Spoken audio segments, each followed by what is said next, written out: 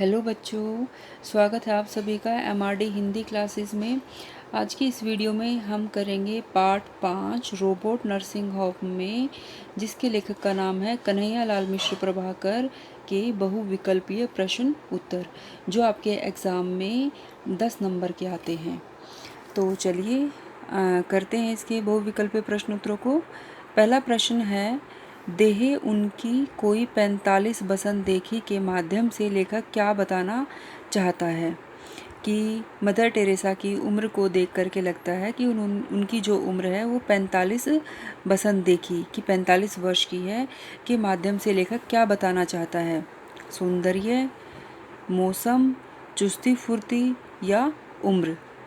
कि इन चारों जो ऑप्शन है इसमें से सही कौन सा है? तो इसका सही आंसर होगा उम्र, कि 45 बसंत देखी कि मदर टेरेसा की उम्र है वह 45 वर्ष की है।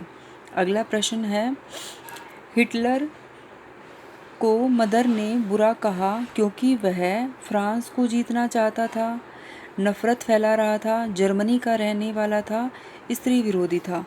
तो हिटलर को मदर ने बुरा इसलिए कहा क्योंकि वह बहुत ज़्यादा नफरत फैला रहा था। अगला प्रश्न करते हैं, प्रश्न नंबर 3, काम यों कि मशीन मात माने का आशय है? कि मशीन मात माने का अर्थ होता है कि मशीन भी हार जाए, कि इसका आशय क्या है, अर्थ क्या है? सभी उपकरण चलाने का कौशल, शीघ्रता से काम कर लेना, मशीनों को बुरा मानना, मशीनों से भी तेज काम करना। तो हमारा सही ऑप्शन होगा नंबर 4, कि मशीनों से भी तेज काम करने का अर्थ होता है मशीनियों की मात माने। अगला प्रश्न है, मदर टेरेसा के जीवन का उद्देश्य था ईसाई धर्म का प्रचार करना, महिलाओं को जागरूक बनाना, भारत की संस्कृति को समझना, रोगियों व ज़रूरतमंदों की सेवा करना। तो हमारा ऑप्शन रहेगा नंबर 4, रोगियों और ज़रूरतमंदों की सेवा करना।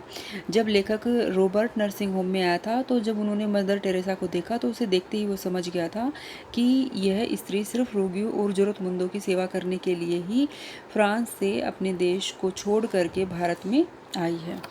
तो उनका जीवन का मुख्य उद्देश्य था रोगियों और ज़रूरतमंदों की सेवा करना। अगला प्रश्न नंबर 5 है, लेखक ने सबसे अधिक महत्व किसे दिया है? रोगों को दूर करने को, भावुकतापूर्ण आचरण को, कठोरतापूर्ण व्यवहार को, मानवता के प्रति समर्पण को, कि अपने जीवन को मानवता के लिए, लोगों की सेवा के लिए पूर्ण रूप से समर्पित कर देने को महत्व दिया है। तो इसका ऑप्शन रहेगा नंबर 4, कि लेखक ने सबसे अधिक महत्व दिया है मानवता के प्रति समर्पण को। अगला प्रश्न है, पर कष्ट क्या पात्र की क्षमता देखकर आता है? क्षमता यानी कि जो उसके अंदर हिम्मत है, कि दुख जो है, कष्ट जो है, कोई भी रोग अगर मनुष्य के अंदर आता है, क्या पात्र की क्षमता देखकर आता है, कि व्यक्ति के अंदर कितनी क्षमता है उसको देखकर आता है? कहने का आशय क्या है? अमीर लोगों पर कष्ट नहीं आना चाहिए, सहने की क्षमता के अनुसार कष्ट आना चाहिए, कष्ट किसी भी व्यक्ति पर आ सकता है, प्रत्येक व्यक्ति को कष्ट झेलने चाहिए। क्या प्रत्येक व्यक्ति को कष्ट झेलने चाहिए? नहीं झेलने चाहिए, ये भी सही आंसर इसका नहीं है। सहने की क्षमता के अनुसार कष्ट आना चाहिए। अगर किसी व्यक्ति के अंदर बहुत ज़्यादा क्षमता है कष्ट को सहने की, तो क्या उसके ऊपर बहुत ज़्यादा दुख आना चाहिए? ये भी गलत है, फर्स्ट वाला भी गलत है। तो ऑप्शन नंबर 3 हमारा सही रहेगा, कष्ट किसी भी व्यक्ति पर आ सकता है।